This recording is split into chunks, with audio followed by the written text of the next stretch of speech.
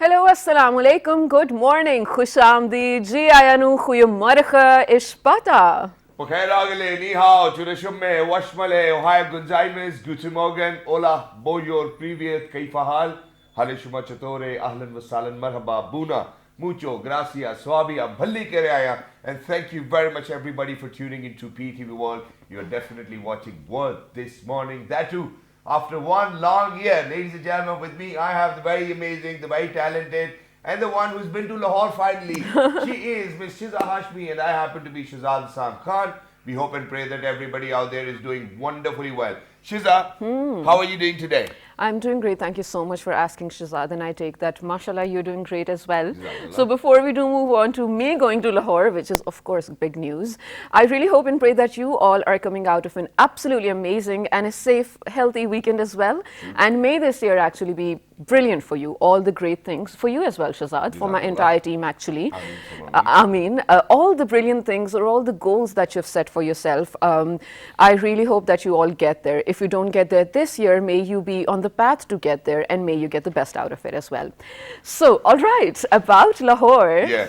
Well, here's the thing. So, all of you who've been watching me on this show since ever, yes, I haven't been to Lahore. So, And no, first of all, I have two questions for you.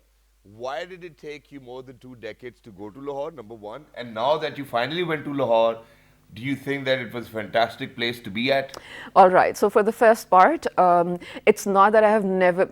I mean, I've passed through it, of course, because you travel and then there's motive and then there's McDonald's as well. It's like me saying I've been to Turkey, even though that I was just there for an hour, to catch a flight To for get- you. So because oh yeah, you know what? I did touch down here. Yeah, so I so- was technically in Turkey. so that's it what you counts. said, yeah. So yeah, this was like a proper trip. But I did obviously enjoy. I loved the historical and the cultural part of it. I spent my hours in the museums and art galleries there. I visited all of them in just 3 days. Everything Lahore had to offer, I took it for real. And then there was so much food. So much food for a person like me who cannot have more than one meal. I was having 5 meals a day. Wow. I know it was so It much was a fun. good change, right? Was brilliant. But you tell me, how was your this was my New Year's, by the way. Yeah. So how was yours? I think my New Year's was fantastic, alhamdulillah. So we did a show which was free for all, and we kind of stayed stuck in traffic for more than 3 hours. Oh, dear because there God. was, I think that all of Islamabad and Rawalpindi was actually over there. We did a New Year's show at Parkview City, Islamabad, where there was grand fireworks, holograms, and then 3D mapping. So Wow. we kind of did enjoy.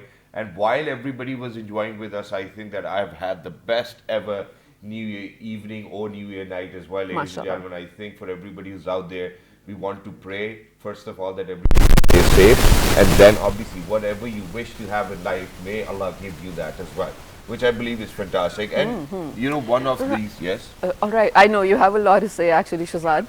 But just one thing, I want to go out to a short break first of all. I need to get my coffee. I didn't get it in the morning. Maybe you'll see my energies are compromised. But before we go out, one thing I liked and disliked about Lahore, yes, we're still on it, was while I was really happy about the public transport and the buses and everything and the Orange Line train, because I saw a lot of women and men equally using those facilities. It Wow. made me really happy because honestly, ladies and gentlemen, it is the need of the hour, and having a personal transport or vehicle is not possible for everyone out there. So that was great.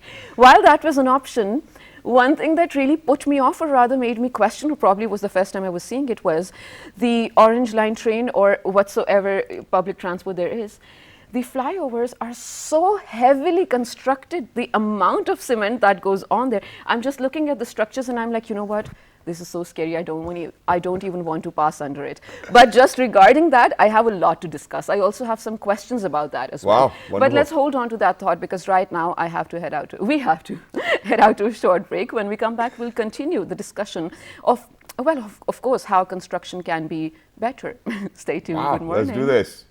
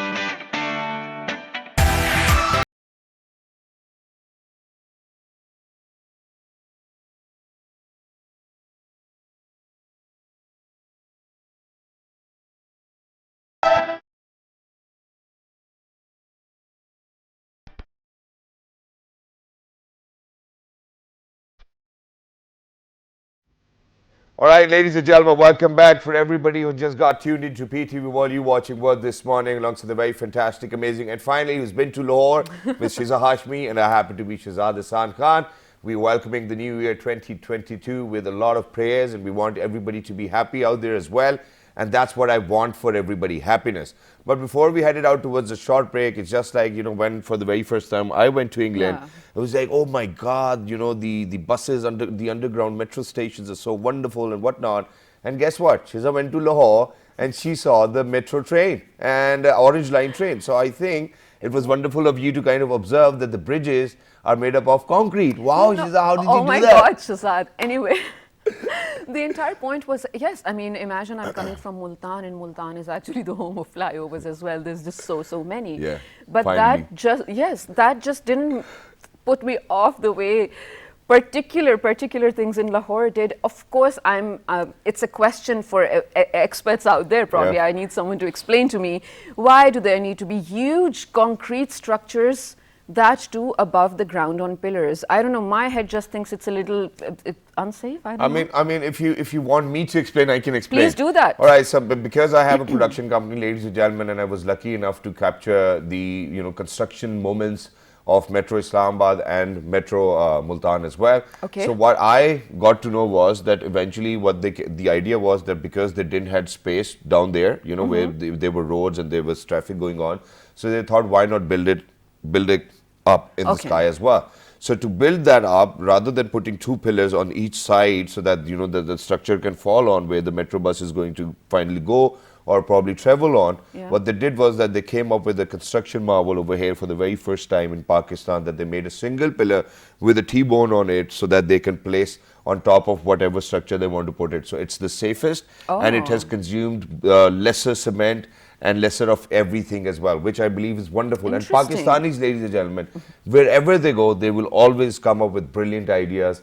And this is a sentiment which we wanted to share with you earlier as well, but we kind of didn't really do justice with it. But a lot of Pakistanis, may it be from Punjab, Sindh, KPK, Gilgit-Baltistan or Balochistan, wherever they have been outside Pakistan, ladies and gentlemen, number one, they have always tried to contribute to Pakistan's economy. They've always tried to make sure that they're going to benefit the medicine field of it or the education field of it or whatever it takes for them to kind of give back to the country. Today, we have an exemplary guy over here, ladies and gentlemen, who actually happens to be a construction mogul, first of all. But not just that, he actually happens to be the General Secretary, PTI New York. He is Mr. Khurshid Bhalli. Hello, Assalamu alaikum, sir. Good morning. How are you? Walaikum assalam. Thank you. Thank you for having me. Thank you very much, sir, for joining us. And this is the second time that we are in conversation. Earlier, you were on Skype. And today, we're very happy that we kind of get to talk to you, that too heart, and that too in person and early in the morning. So, Khurshid Pleasure to be here. First things first, obviously, you are now from USA, even though that you belong to Pakistan. Right. But you've worked over there. You are known as a construction mogul over there. The things you've done over there speaks value or volumes about your success. Now, first things first, sir. which area do you belong from over here in Pakistan, and why did you go to USA in the first place? And who told you about, hey, you know, Khurshid, जैसे America चले गए ना यार बड़ी तरक्की करेंगे. I was born in Sialkot. Okay, mashallah. And then I left about 20 years ago. Wow. For better opportunities. I had goals and dreams like everyone else, and I didn't think that time 20 years ago that I had better opportunities, I had the right opportunities, I had the right platforms, which is I can get it from the overseas. All right. I choose to go to America, and God has been very kind. It was a long struggle. Yeah. But there is no doubt this country gave me everything. Mashallah. A man can think of it. Wonderful. A man can dream of it. So it has been a wonderful journey. But sir, for somebody who was born in Sialkot, Sialkot is known as its own economical hub as well. You know, everybody in Sialkot, alhamdulillah, is successful. Right. For you to be born in Sialkot and then thinking of getting better opportunities, you went to USA. Why not staying back? Because every other family in Sialkot is a business family. Every other family is an industrialist family, or probably they'll have schools or something. They're doing something of their own. Rather, they even wanted an airport for themselves. They built it themselves as well. So, you know, this is how the people of Sialkot are. You know, we talk about medical supplies, we talk about sports supplies, sports goods, footballs for FIFA are made in Sialkot. So, why do you think that you could not capitalize on an opportunity inside Sialkot, and why in USA? Well, that's a pretty good Thank question. you. I was born in a small village in a farmer's family. All I'm right. the first one ever got into the business. Okay. My- What business did you get into? I'm in construction business. Okay. No, that's something we know now. But while Right. you were in Sialkot? We were farmers. Okay, you were farmers. Right. And you generation had high to generation. Generation to generation. So for me, I thought that if I go out of the country, It'll be especially I better. had, thought about the USA. So it was very successful. MashaAllah. Thank God, yes. So you were one of the, or rather the only, or the first person from your families or generations to actually step out, take a decision and make something out of life as well. We're really happy for that and for you as well, mashallah. Because now not only are you bringing a good name to the country, you're also, mashallah, bringing dollars to the country.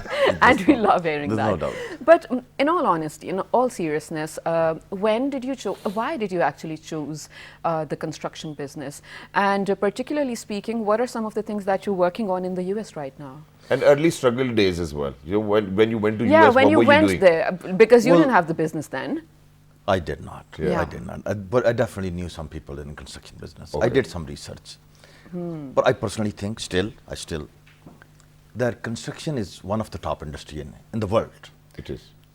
Whoever the guys are doing construction in Pakistan, building houses, making housing colonies, housing projects, rather in New York, rather in Pakistan, it's one of the top industry, Yes. for sure.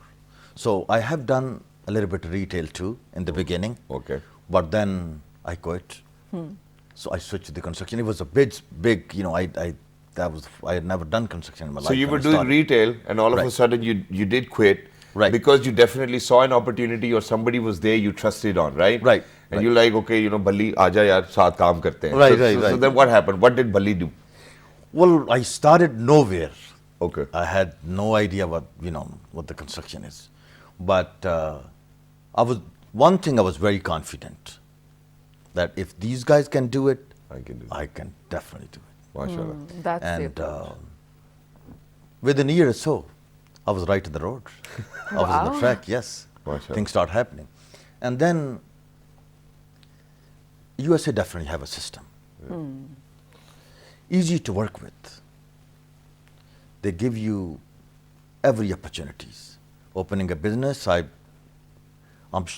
definitely, I'm very sure that starting a business in my own country in the USA is definitely much easier All right. still to starting a business from here. Wow, wonderful. Well, Yes. you now that you've brought it up, I really want you, because there must be a lot of people who might be sharing the same sentiment as you. Right. I really want you to explain it in a way, or rather present suggestions in a way, that what are some of those things that the US did and now does offer for people who want to start businesses that Pakistan still doesn't. What are some of the things that you would like to see in the system here? Well, so many things if I see in USA.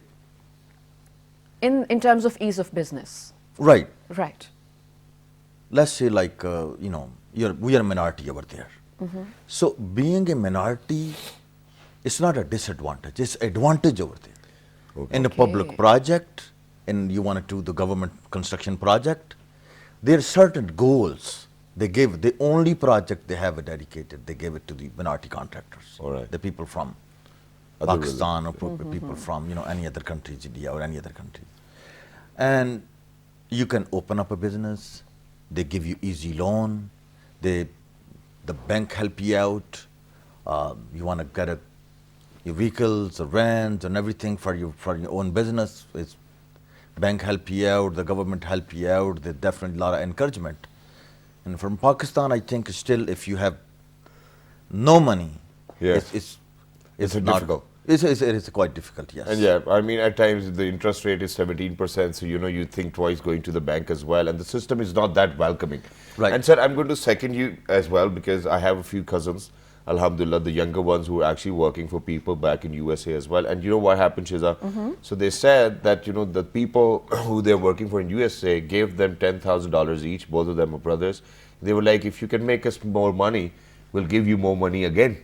Right. And and that's how they have trusted them, and they're still working. And I think it's more than mashallah 3 or 4 years that now they have been working with them as well, and they kind of keep on increasing the value of whatever finances they had earlier as well, which I believe is great. Now for somebody who actually went from a village from Sialkot, obviously the language barrier might have been there for the first yes. year as well. So getting into the construction, and over here the practices of construction are very different. So now, for example, you had 500 yard land, you probably are going to end up constructing 550 yards, and then the encroachment people will come and you will sort it out with them. With US, with UK, the rules are very strict. You really need to have a fire exit, you really need to have everything in place, and there needs to be a certain life of the product you're constructing. So how did you get on with all of those values which they had within their businesses? Because it's all about delivering quality. So first, let's sort that out, and then we'll come down to why didn't you tap onto the construction industry in Pakistan? Because I think it's high time. We're talking about PTI as well. So please go ahead. Well, I think we need to make. They have strict rules and regulations, and I think it's good. We need to make good construction rules over here. We have so many construction accidents in Pakistan. Yeah. We can eliminate that. We can, when you make a rules, your regulations, especially we have OSHA over there, which is they make sure that the guys are working on the field, working on the job site, they are secure. All right. The contractor following all the rules and the regulations. Everybody's wearing a helmet, jacket, Everybody everything. wearing the helmet, they have the lifelines and everything, they tie them up, everything. So the construction is a challenging industry. Yeah. It's a challenging business, it's a challenging industry. So Pakistan need to follow all these rules too. True. Yes. And what was the next question? All right, so the next question was obviously initially when you went, so there might have been this language barrier as well, because you went from a village in Sialkot. Right. All of a sudden you were in USA. So how did you cope up with that? Because it takes a lot of personal integrity, first of all, to kind of be in a place where you're full of confidence, and then you're facing people every single day. And within a year's time, you had your own construction company, and you were looking forward to becoming the construction mogul you are today, right? So how did you kind of let go of all of that ego inside that yaar main seekh leta hu, koi masla nahi hai, kisi ko kehna hi padega na. Right. And this is the sentiment I want majority of the Pakistanis to learn from as well. Right. So how did you do it? Were you like yaar ab main isko kya kahun, sharmindagi hogi, or were you like it's going to benefit me and that I will learn it no matter what happens? In one word, system. System. Okay. If most of people, I will say, leave Pakistan like me from the middle class or the lower middle class, and if they leave their country, go somewhere else, Europe, England, USA, Canada, anywhere else, Yes. and they build empires of businesses, MashaAllah. even a language barrier, they don't have funds, they have to be citizen of this country, and this take long time and everything. True. But the system gives them a platform, and opportunities. USA is a land of opportunities. It is. And you can achieve anything you want. Why I would not have left my country 20 years ago if I could. The same opportunity here. Same opportunities. I've had same opportunities here. True. Nobody want to leave the country. True. Your family, your friends, the whole thing. But they have a system. This is the only And thing. once you're in the system, inshallah, you will kind of do better. Well, Pakistanis may compare. You go to, like I say, if you go to USA, you go to any hospital in America, you will find a Pakistani doctor. True. Of course. You go to any university in USA, even in small towns, you will find a Pakistani professor, the teaching over there. Yeah. Construction industry. Any. So if they can achieve everything there, they can achieve over there too. True. Right, and I think this is where, since we have to shortly wrap up the segment as well, I want the end of this segment to be a little suggestive in a way. The way you said that US is land of opportunities, being all honest, Pakistan is now the land of opportunities, and especially the political party that you come from, and the one that the manifestos that I absolutely admire is definitely Tehreek-e-Insaf, PTI, and the ease of business that now we have over here, the environment and everything, import, export, the ease in taxes even, given to the population, it's brilliant.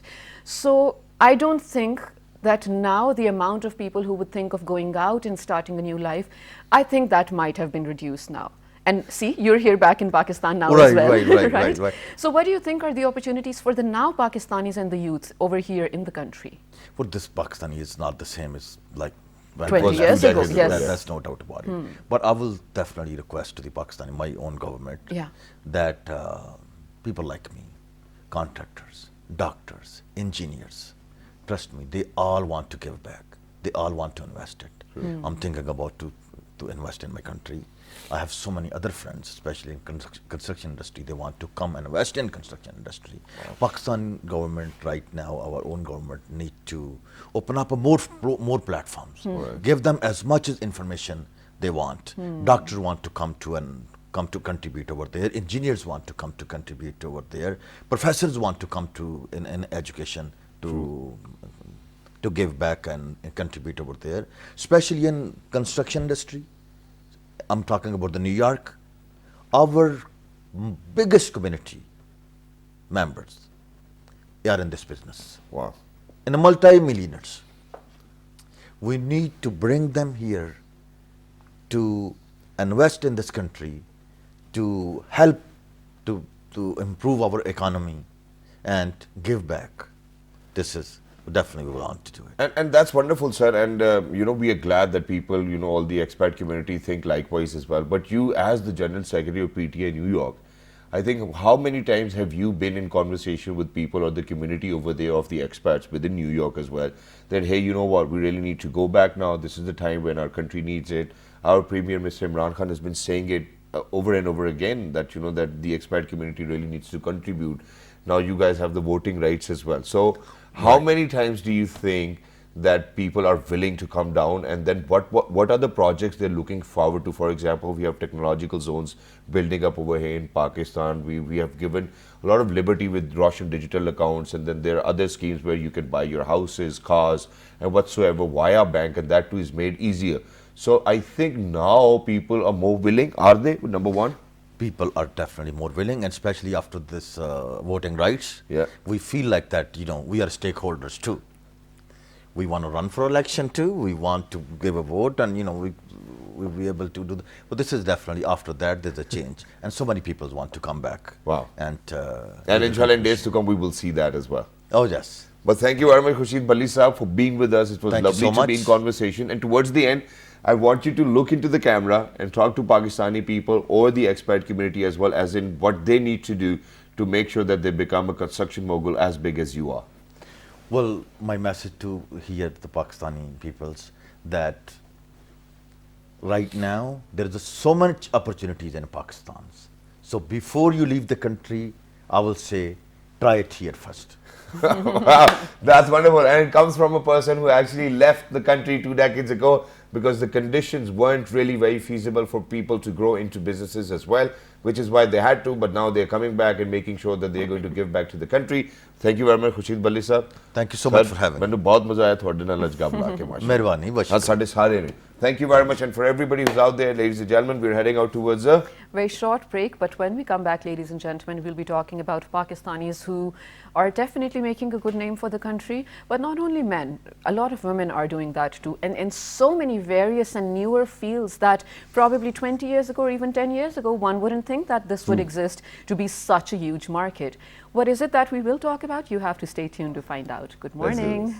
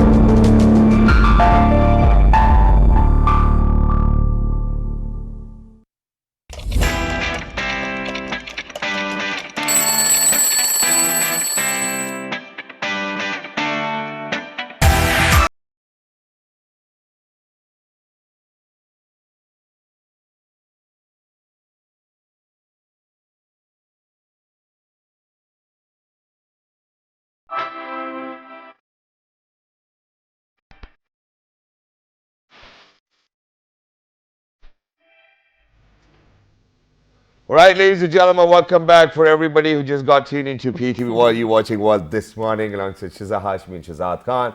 Dear ladies and gentlemen, we were in conversation with Mr. Khurshid Balli, who happens to be the General Secretary for PTI New York, a construction mogul himself, who actually went to USA 20 years ago and made sure that he's going to become as successful as whatever he dreamt about as well. Alhamdulillah, now that they have everything to give back to the country, they are back over here and making sure that they give everybody the right opportunity, which they might not have succeeded to get one, and that too back in those days as well. Alhamdulillah, now with the PTI government in power, ladies and gentlemen, there's ease of business and there's a lot more which people are doing. There are technological zones coming up, and we finally have a visionary who's leading the country. Absolutely, I totally agree with that. And Shahzad, you said 20 years ago, the resources or probably the opportunities might have been different than they are now. Of course, now everything is really, really convenient and easy and conducive as well for Pakistan, accessible for Pakistanis. But in many different fields, the case is such, and it has been for so many years. Let's talk about tech for that matter. It wasn't even 20 years ago, even probably a decade or probably 15 years ago. You know, this entire, I want to say the segment or the industry itself is a relatively newer one. But it was so fast and everyone had to catch up on it so fast, because if you didn't, you'd be left behind. The world was moving forward with it and you had to. So definitely Pakistan produced some brilliant minds who have been contributing to improving the tech base of the country, first of all, now that we have special tech zones too.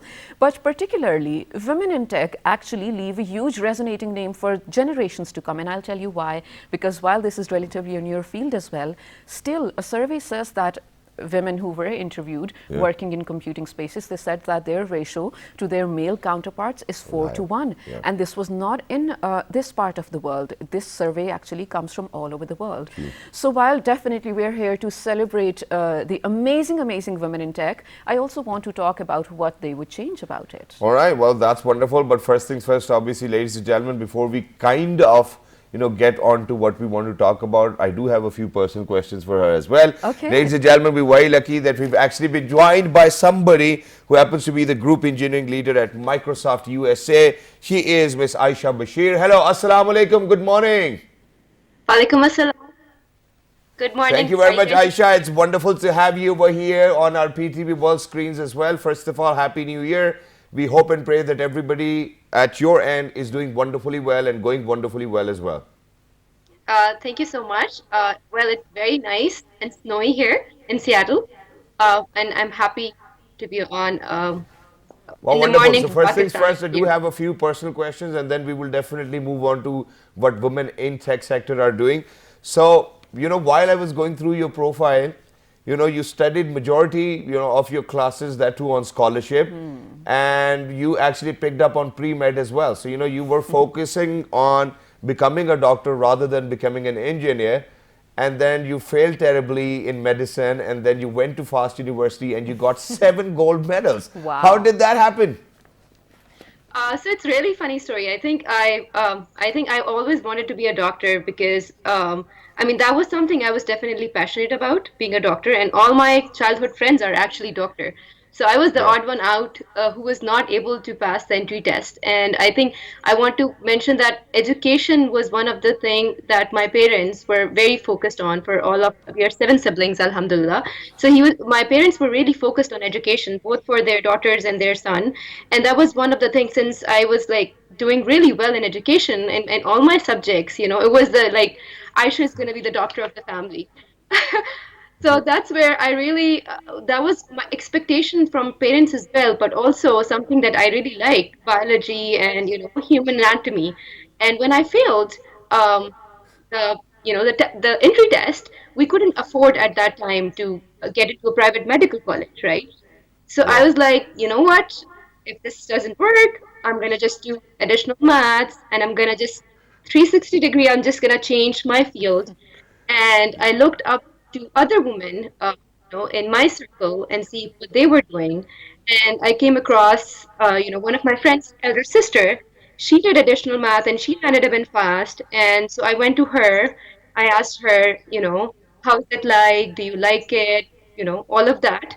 And then by accident, I just went into technology and I loved it. I had to work really, really hard because I had no background in computer science.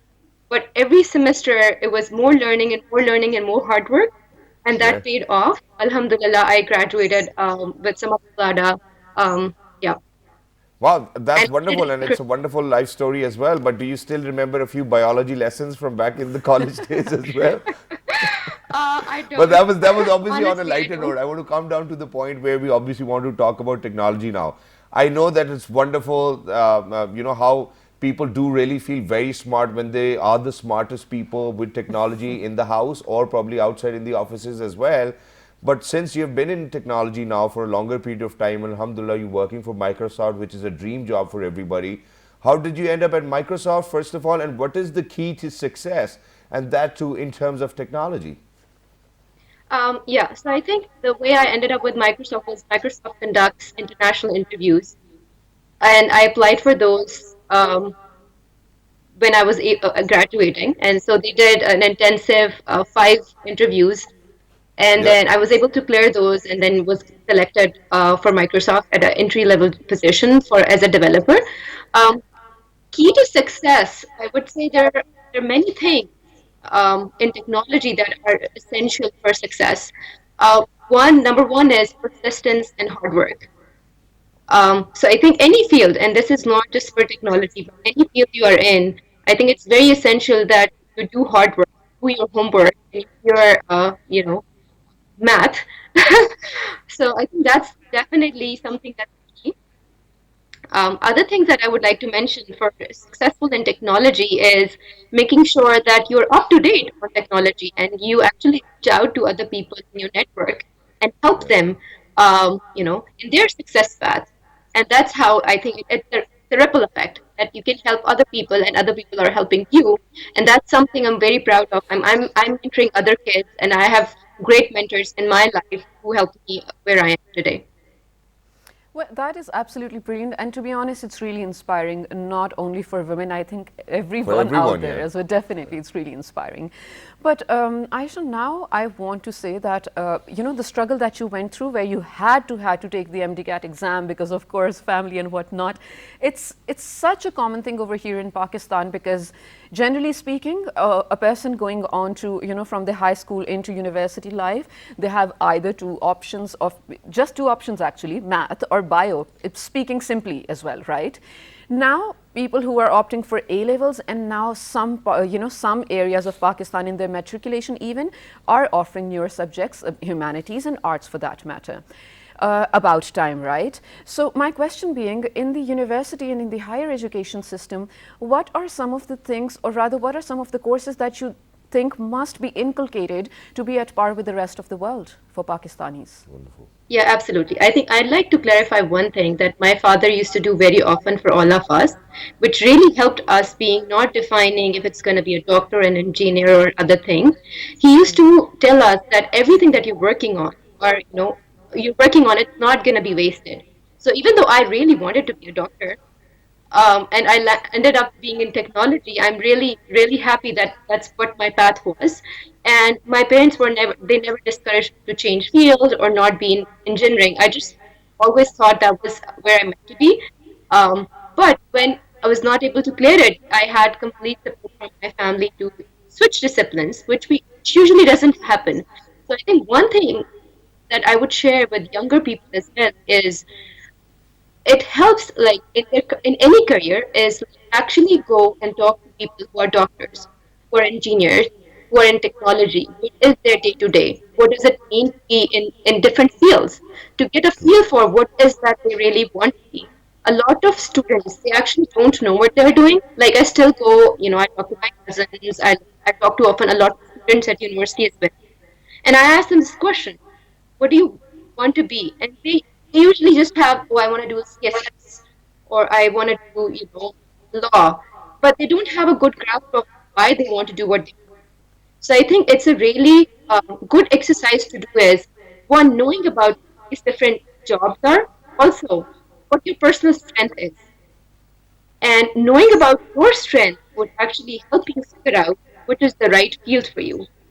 So, for example, doctors, I have a lot of doctor friends. I think something that I really, really, inspire about doctors is that they have to be on the job 24/7. Like, they have so much patience and they have, like, really good memory. So, I think that's some of the things that are inspiring about US in technology. It's a lot about logic and problem solving. And how do you basically take a bigger problem, split it into smaller, solvable problems, and then come up with a solution that essentially can solve that problem. So I think you have to essentially look for those areas or professionals in those areas to actually figure out where do you want to be. To answer Exactly, your that's second wonderful, question. and it's wonderfully explained as well. I think it's, what you just said is actually going to give resolve to a lot of other people as well. But there's one more thing which I've observed with people in technology, and that is that, for example, even if you talk about doctors, they go for their house job, they have to be at work for like more than 48 hours. And with people who are working in the field of technology or technology sector, what I've witnessed over here is that they usually or 24/7 on their laptops, and they just cannot get rid of that. And that's the kind of nature of their work as well. So for somebody, while we're talking about women in technology, obviously women do at times come with a lot of other responsibilities as well, and it same goes for men as well. So we just cannot be focused on work anyways 24/7. We do have to look after our family members, probably go out for ourselves, relax and enjoy. So do you think that, while you have been doing so wonderfully well, and that you're working in Microsoft, and I know that the work culture over there obviously kind of entertains you in a way where you can take leaves, you can go back home or probably work online, but don't you think that this field you've picked up on is a lot time consuming rather than being a doctor or a surgeon or anybody else? Or do you think that it's just similar? No, I think it's a very misconception. All right. Things might be a little bit different in Pakistan, but my husband is currently working in Pakistan, in a startup in Pakistan. So I know a little bit about culture in Pakistan as well, Yeah. in terms of technology. I'm also a member of Pakistani Women in Computing. So we closely work with, people in software as well as engineers back home as well. And I'm mentoring a lot of startups. So I have some idea from that. So I think I'll actually say it the other way around. um, Being a mom, I think technology is one of the best fields to be in because it gives you the flexibility of you can work from your home True. and still make an impact. So I think I'll quote myself for I have two girls, and Alhamdulillah, I was still able to do really well in my career. Even having like two kids and their maternity leave, and then having a gap, and then coming back. It was tough, but Alhamdulillah, it was quite well because I was in technology. It might have been more tough for my friends who were in other fields. I think the key there is working smarter rather than working more. Yeah. So I think that comes back to the point that I said earlier is that you have to figure out what are the areas that that is your strength, and you play by your strength in your career, and then what are the areas that you can learn and you can grow. So I think once you figure that out, these two spectrums of like your strength as well as where the areas are that you have to grow, then basically you work on keep on learning more and have a growth mindset of it's not like you just keep on working and then you perform better. It's like, okay, this is something that will help me get to the next level. So you keep working on those areas. But you're a good communicator, so you try and be more active in these meetings to make sure that you're making the right impact. Wonderful. Right. Thank you so much for saying that. Now, towards the end, Aisha, I want you to make it really short because, of course, we have to wrap up the show, but this was so important, so we have to talk about it. We all know the gender ratio or the gender disparity at workplaces in tech, especially. My question is, do you think, as a stakeholder, do you think it's an issue, first of all? And if it is, what are some of the reasons that the quota just won't be equal? It is definitely an issue. I think there's no question about that.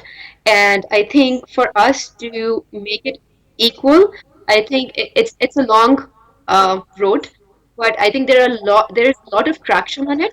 And I want to call out that it as you said earlier, it has to start from the beginning. It's not like only in technology. We have to make sure that we educate more girls so they can get more into technology and then they can land into more bigger companies or anywhere in the world. So I think I definitely agree there's a bigger gap and there's a lot of attention towards diversity as well. But as personally, I think what I do is, and each one of us should do is reach out to people around us and make sure that they're educating their girls. And it's as important. I say one of the most important things you can do for for your children, regardless if it's a girl or a boy, is educate them. And I think and that's how once we have educated girls and boys, that's how they're gonna go there and then sharing with them how they can stay at job or how they can have a career with family, having that culture, promoting that culture, help, um, bringing more women in tech. Right. Thank you so much, Aisha, for joining us, and thank you for being an inspiration for hundreds of thousands of people out there, MashaAllah. and especially the women in Pakistan. Thank you so much for doing that. But ladies and gentlemen, the discussion does not end here. We are going to leave you with a little bit of the right kind of information about women in tech. Let's take a look at this small report. When we come back, we'll wrap the show up. Let's do this. Equal participation of men and women in science and technology drive innovation and strengthens the economy. Technology is a field all over the world are dominated by men. The number of Pakistani women in STEM is low due to one of the highest gender gap in STEM field. However, over the time, some Pakistani women have emerged as scientists in the field of physics, biology, and computer science. Some notable Pakistani women contributing to STEM are Tasneem Zahra Hussain, a theoretical physicist, and among the few Pakistani women who obtained doctorate in physics. She is also the first Pakistani woman working on the string theory. She has represented Pakistan on well-renowned global forums. Asma Zahir is computer scientist and the first Pakistani to receive the Best IBM Award in 2019. Azra Qureshi, a botanist who has credited to increase potato field by 5% in Pakistan. Mariam Sultana is an astrophysicist. She became the first female astrophysicist in Pakistan after obtaining PhD in 2012. Aban Marker, she is a regional director of Asia Region Office of International Union of Conservation of Nature. Arisha Fatma, a 4-year-old girl from Karachi, has created the history by becoming youngest Microsoft professional. Wow. So, it's not just the women, it's the girls as well who have actually done wonderfully well in technology. And yes, obviously, earlier we were in conversation with Mr. Khurshid Bali as well. So may it be a man or a woman, ladies and gentlemen, wherever Pakistanis are going to go, they're going to make sure that they bring back good name to Pakistan. And this is what we want for everybody out there. Yeah, definitely so. And this year as well, we are going to keep on doing that, bringing some inspirational and light-hearted stories for you early in the morning. Every other morning, we love sharing our days with you. Make sure to write to us. We love your suggestions as well, your feedback and questions on our social media pages with the name of Well, this morning, yes, and the repeat of this show you will be able to catch at 5 past midnight. Till the next time, look after yourselves and make sure that whenever you're writing the date, you never make the same mistake where you write 2021 again. Make sure that you write 2022. Look after yourselves. 1, 2, 3. Good morning. Good morning.